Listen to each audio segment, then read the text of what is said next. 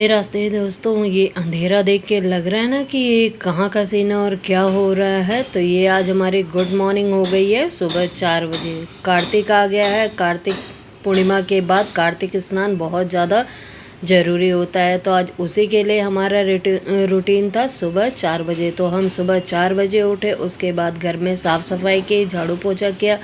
फिर हमने थोड़ा तुलसा जी के पास भी लाइट जला के देखो उजाला किया, तब जाके इतना उजाला लगा। नहीं तो सुबह तो अंधेरा ऐसा हो गया था कि कुछ दिखाई नहीं दे रहा था। और कार्तिक के टाइम में हमें नदी में या घर में गंगा जल डाल के स्नान करना चाहिए, तुलसा जी को दिया देना चाहिए और थोड़ी सी साफ़ सफाई ज़रूर कर लेनी चाहिए। और कार्तिक में जो सुबह और इस स्नान तो सबसे पहले सुबह 4 से 5 के बीच में कर लेना चाहिए। तो हमने भी स्नान ध्यान अपना कर लिया। उसके बाद ऊपर आ गए। हमारा ऊपर वाले फ्लोर पे मंदिर है। हमने ऊपर आके पूजा पाठ की, अपनी माता जी से थोड़ा अरदास लगाई। जो हमारा पूजा पाठ का नियम है हमने सारा नियम किया। तुलसी जी में दिया जलाई, जल चढ़ाया। उसके बाद साथ ही हमने मशीन भी लगा दी थी। तो मशीन में इधर कपड़े धुल रहे थे और साथ में हम पूजा कर ले रहे थे। तो इधर हमारी पूजा भी समाप्त हो गई और साथ में हमने कपड़े भी धुल के और खंगार लिए थे। अब हम नीचे चलते हैं और अपने कपड़ों को फैलाते हैं। तो ये हम नीचे आ गए और हमने अपने कपड़ों को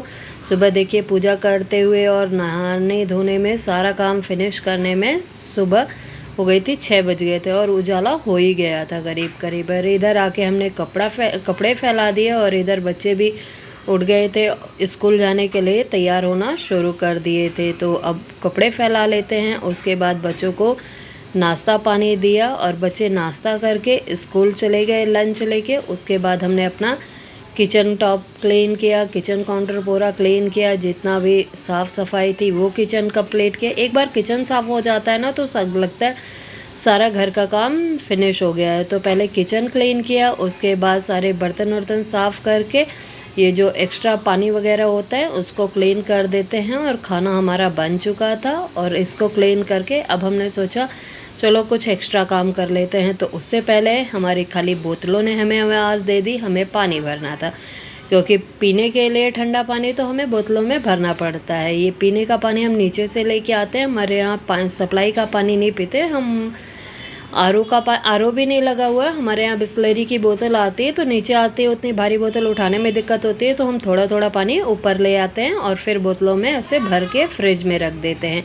तो ये काम भी करना था, नहीं तो बच्चे स्कूल से आएंगे तो वो पहले ही बोलते हैं कि आपने पानी भी नहीं भर के रखा है, हमें प्यास लगी है। तो इसलिए सारी बोतलों में पहले पानी भरा और उसके बाद इन्हें पैक करके और फ्रिज में रख दिया है। तो ये बोतलें भरने के बाद डब्बे को यहीं खिसका देते हैं। हमारा डब्बा यहीं पड़ा रहता है और जब इसमें पानी ख़त्म हो जाता है तो फिर हम नीचे से ले आते हैं पानी। तो इनको फ्रिज में रखा और उसके बाद हम सोच ही रहे थे कि आज हम कुछ एक्स्ट्रा काम कर लेते हैं क्योंकि थोड़ा सा हमारा टाइम बच रहा था। तो ये देवरानी हमारी लेके आ गई 2 सूट, इनके ऑल्ट्रेशन के लिए थे। ये थोड़े से साइडों से बचे हुए थे और कुछ पेंडिंग सिलाई के काम भी बचे हुए थे जो कि बहुत दिनों से बचे हुए थे। उन्हें भी आज हमने मशीन लगाई और उन्हें भी फिनिश करने का सोचा। पहले तो उन दोनों सूटों को हमने साइडों से सिलाई की जिससे वो फिटिंग अच्छी हुई। उसके बाद एक सूट ये बचा होता, इसकी लेंथ थोड़ी ज़्यादा थी तो इसको कट करके हमने साइज़ का किया और इसके बीच में बेल्ट के यहाँ पे फिर दोबारा से जॉइंट करके प्लेटें मारी। कुछ ऐसे सिलाई के काम या घर पे ऑल्ट्रेशन के काम हमें हमेशा करते रहने चाहिए। इससे एक तो पैसे की बचत होती है, ऊपर से हम इकट्ठा नहीं एक एक नहीं कर सकते तो इनको इकट्ठा करते जाइए। जब 2-4 चीज़ें हो जाए सिलाई के लिए तो उसे रख देना चाहिए और जब कभी टाइम मिले या मौका मिले तो उसको कंप्लीट कर लेना चाहिए। तो ये ऐसे ही हमने थोड़े थोड़े एक एक और ज़्यादा काम नहीं था सब में, बस एक सिलाई मारनी थी, 2 सिलाई कुछ करनी थी, किसी की सिलाई खुली हुई थी, कोई छोटा था। तो यही छोटे मोटे ऑल्ट्रेशन के काम अगर हम बाहर करवाने जाते हैं ना तो हमारा कम से कम 50-60 रुपए से नीचे तो लगता ही नहीं है। मगर अगर आपको हल्की फुल्की सिलाई आती है तो आप अपने काम घर पे इन कामों को घर पे करके पैसे भी बचा सकते हैं। और ये मेरी सिलाई मशीन का जो फ्रेम का डब्बा है ना वो लकड़ी का था, वो सीलन की वजह से या बारिश की वजह से पता नहीं क्यों फूल के टूट गया है। अब इसका डब्बा भी लेना है। तो मेरे पास पैर वाली मशीन नहीं है, मुझे चलानी भी नहीं आती है। तो ये देखिए, ये एक DIY किया हुआ बैग था। ये मैंने मम्मी के लिए बनाया था। मम्मी को ये बैग बहुत पसंद आया था। बस इसमें वो टिच बटन होती है ना, वो लगाना रह गया था, क्योंकि उस टाइम थी नहीं मेरे पास, तो मैंने लगाई नहीं थी। तो अब टिच बटन लेके आई और मम्मी ने बोला कि इसको कंप्लीट कर दो, कितने दिन से पड़ा हुआ है। तो बस उसे भी इसी में कंप्लीट कर देते हैं।